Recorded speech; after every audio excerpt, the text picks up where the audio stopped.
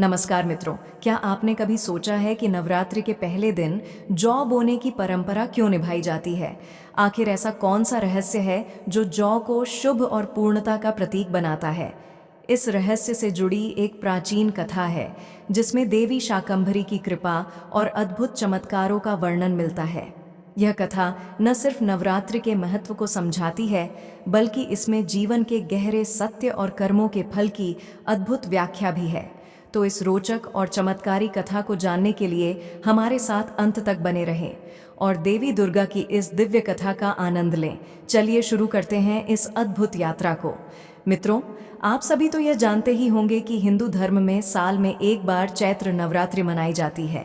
इस चैत्र और शारदीय नवरात्रि का काफी अधिक महत्व है और आप सभी ने देखा होगा कि नवरात्रि के पहले दिन कलश स्थापना किया जाता है और फिर किसी मिट्टी के पत्र में जौ बोया जाता है। लेकिन क्या आप जानते हैं कि नवरात्रि के पहले दिन जौ क्यों बोया जाता है? अगर नहीं, तो इस वीडियो को अंत तक जरूर देखें। नमस्कार दोस्तों, हमारे चैनल में आपका एक बार फिर से बहुत बहुत स्वागत है मित्रों। ऐसा माना जाता है कि जौ बोने की परंपरा शाकंभरी देवी से जुड़ी हुई है, जिससे जुड़ी कथा का वर्णन दुर्गा सप्तशती से किया गया है। दुर्गा सप्तशती के 11वें अध्याय में वर्णित कथा के अनुसार देवी और देवताओं की स्तुति से प्रश्न होने पर शाकंभरी देवी सभी देवी देवताओं से कहती हैं कि देवताओं, जब पृथ्वी पर 100 वर्षों के लिए वर्षा रुक जाएगी और पानी का अभाव हो जाएगा, उसी समय मुनियों के स्तवन यानी स्तुति करने पर मैं पृथ्वी पर रूप में प्रकट होगी और अपने सोनी मुनियों को देखूंगी। अतः मनुष्य शताक्षी नाम से मेरा कीर्तन करेंगे। देवताओं उसे समय में अपने शरीर से उत्पन्न हुए शकुन द्वारा समस्त संसार का भरण पोषण करूंगी और जब तक वर्षा नहीं होगी तब तक पेशाब ही सबके प्राणों की रक्षा करेंगे। ऐसा करने के कारण पृथ्वी पर शाकंभरी के नाम से मेरी खेती होगी और ऐसा माना जाता है कि देवी के शरीर से उत्पन्न हुए शार्क जौ ही थे और इसीलिए हिंदू धर्म में कोई भी शुभ काम जौ के बिना अधूरा माना जाता है। साथ ही यह भी माना जाता है कि सृष्टि में सबसे पहले फसल जौ ही थी और यही वजह है कि जौ को हिंदू धर्म में पूर्ण फसल की मान्यता दी गई है। हिंदू धर्म में वर्णित कथा के अनुसार एक बार एक गुरु बृहस्पति ने ब्रह्मा जी से सवाल किया कि है ब्रह्मा, नवरात्रि क्यों मनाई जाती है? तब ब्रह्मा जी ने कहा, बृहस्पति, तुम्हारे इस प्रश्न का उत्तर एक प्राचीन कथा में छिपा है। बहुत समय पहले मनोहर नगर में एक अनार्य ब्राह्मण पीठाधता नाम का एक व्यक्ति रहता था, जो देवी दुर्गा का परम भक्त था और नित्य श्रद्धा के साथ उनकी पूजा अर्चना करता था। उसका विवाह हुआ और कुछ समय बाद उसकी पत्नी ने एक कन्या को जन्म दिया, जिसका नाम सुंती रखा गया। सुंती बचपन से ही अपने पिता की पूजा अर्चना के समय श्रद्धा से उनके पास बैठती थी। धीरे धीरे वह बड़ी हुई और उसकी भक्ति भी गहरी होती गई। एक दिन जब पीठाधता देवी दुर्गा की पूजा कर रहा था, तब सुंती वहां उपस्थित नहीं थी, क्योंकि वह अपनी सहेलियों के साथ खेलने चली गई थी। यह देखकर पीठाधता को बहुत क्रोध आया और उसने गुस्से में जाकर कहा, दुष्ट, आज तूने माँ दुर्गा की पूजा का अनादर किया है। इस अपराध के लिए मैं तेरा विवाह एक कुष्ठ रोग से पीड़ित युवक से कर दूंगा। पिता की कठोर बातें सुनकर सुंती को बहुत दुख हुआ, लेकिन उसने धैर्यपूर्वक उत्तर दिया, पिताजी, मैं आपकी पुत्री हूं। यदि मुझसे कोई भूल हुई है तो मैं क्षमा मांगती हूं, लेकिन कृपया मेरे भविष्य का निर्णय इतने कठोर शब्दों में न करें। सुंती ने धैर्यपूर्वक कहा, पिताजी, आप जैसा उचित समझें वैसा कर सकते हैं। यदि मेरे भाग्य में कुष्ठ रोग से ग्रस्त पति ही लिखा है तो मैं उसे स्वीकार करने के लिए तैयार हूं, क्योंकि मनुष्य अपने कर्मों का फल अवश्य भोगता है। कर्म करना मनुष्य के अधीन है, परंतु फल देना ईश्वर के अधीन है। अपनी पुत्री के मुख से ऐसी बातें सुनकर पीठाधता का क्रोध और अधिक बढ़ गया। क्रोध में आकर उसने कुछ दिनों बाद अपनी कन्या का विवाह एक कुष्ठ रोग से ग्रस्त युवक से कर दिया।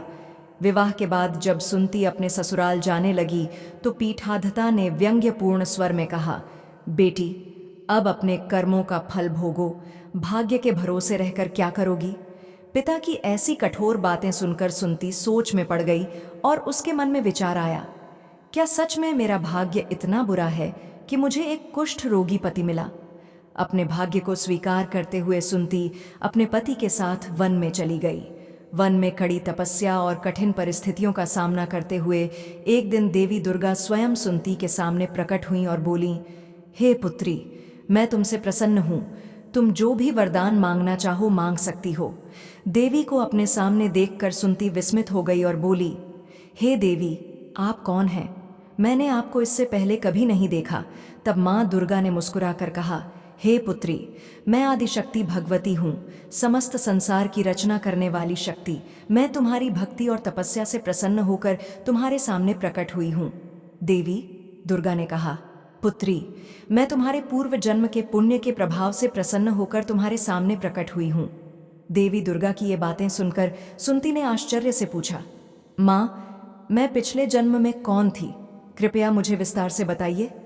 तब माँ दुर्गा ने कहा, पुत्री, पिछले जन्म में तुम बेल नाम के व्यक्ति की पत्नी थी। एक दिन तुम्हारे पति ने चोरी की थी, जिसके कारण सिपाहियों ने तुम दोनों को पकड़कर कारागार में बंद कर दिया। वहां तुम दोनों को भोजन और जल कुछ भी नहीं दिया गया। संयोगवश उस समय नवरात्र का पावन समय चल रहा था। भूख और प्यास के कारण तुमने अनजाने में ही सही, लेकिन 9 दिनों तक उपवास रखा।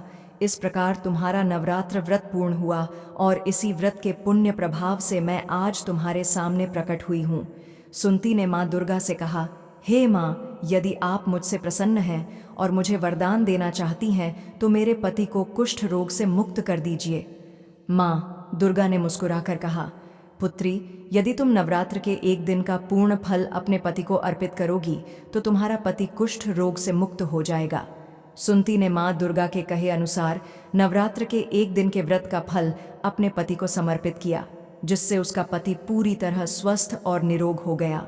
यह चमत्कार देखकर सुनती ने भाव विभोर होकर देवी दुर्गा की स्तुति की सुनती कि श्रद्धा और भक्ति से प्रसन्न होकर मां दुर्गा ने कहा, पुत्री, नवरात्र का व्रत करने से अश्वमेध यज्ञ के समान पुण्य प्राप्त होता है। नवरात्र में 9 दिनों तक विधिपूर्वक व्रत करना चाहिए।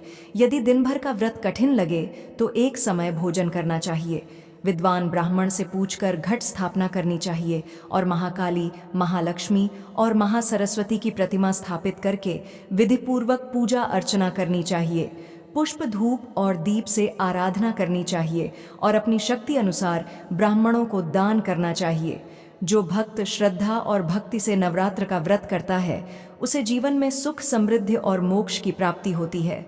इतना कहने के बाद माँ दुर्गा अंतर्ध्यान हो गईं। तो मित्रों, आपको यह कथा कैसी लगी? यदि आपको यह कथा अच्छी लगी हो तो कृपया इसे अधिक से अधिक लोगों तक साझा करें, ताकि सभी माँ दुर्गा की महिमा और नवरात्रि व्रत के महत्व को जान सकें। अपने विचार हमें कमेंट बॉक्स में अवश्य बताएं और जय माता लक्ष्मी लिखकर माँ का आशीर्वाद प्राप्त करें। अगर आपने अभी तक हमारे चैनल को सब्सक्राइब नहीं किया है तो इसे तुरंत सब्सक्राइब करें और बेल आइकन दबाएं, ताकि आपको हमारे सभी नए वीडियो की सूचना सबसे पहले मिल सके। धन्यवाद। जय माता दी।